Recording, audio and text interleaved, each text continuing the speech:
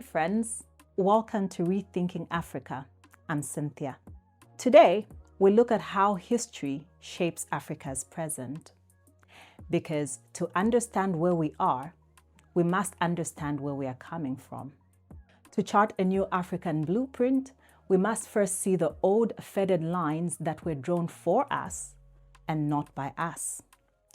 And those plans were drawn in blood, exploitation, and a deliberate strategy of division. Let's get right into it.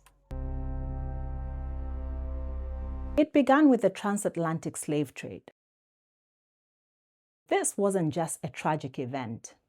It was the largest forced migration in human history, a system that led to a catastrophic depopulation of our continent. In fact, historians estimate that over 12 million Africans were shipped across the Atlantic.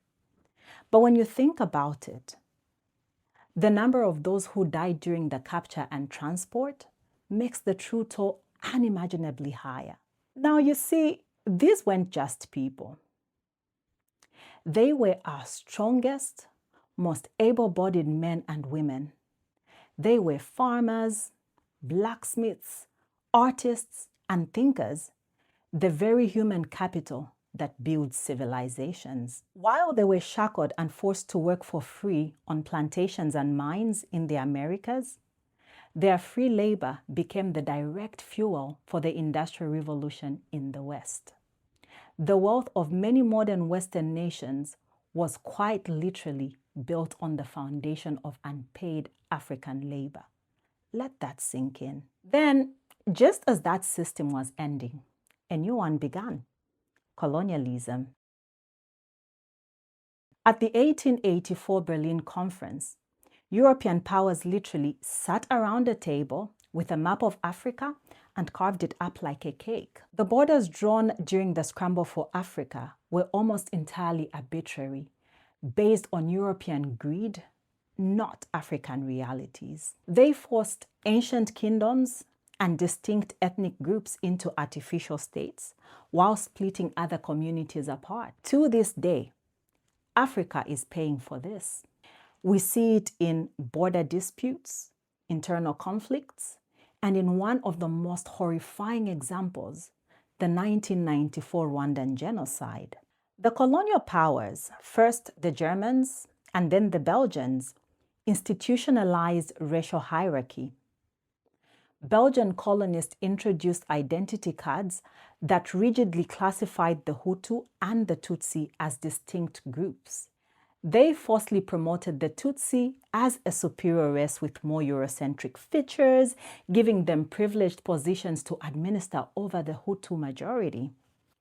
This was a deliberate, calculated strategy of divide and rule to pit us against each other so we would never unite against them.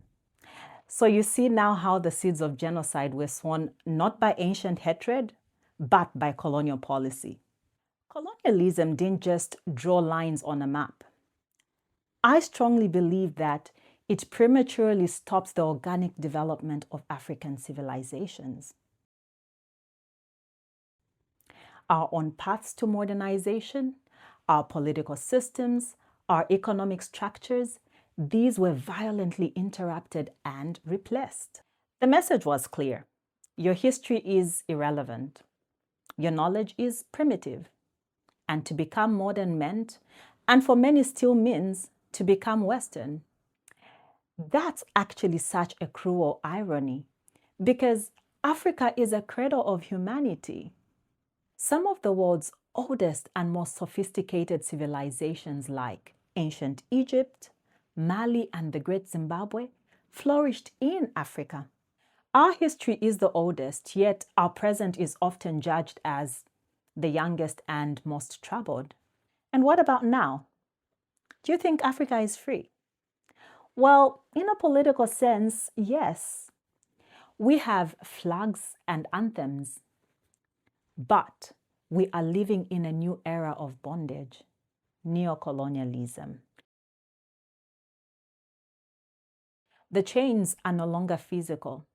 They are economic and political. They are controlled by institutions like the IMF and the World Bank, which often prescribe policies that benefit foreign creditors at the expense of local populations. And the most painful part, this system is now perpetuated by the African political bourgeoisie.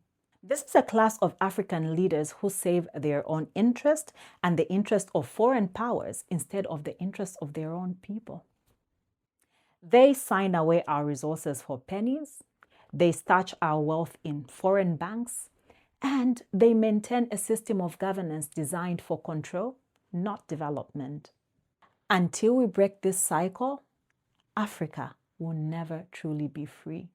So guys, this is our starting point. This is the why behind Rethinking Africa. We cannot talk about development without first acknowledging this painful past. Because the first step to building a new house is to honestly assess the cracked foundations of the old one. Join me next time as we begin our search for answers.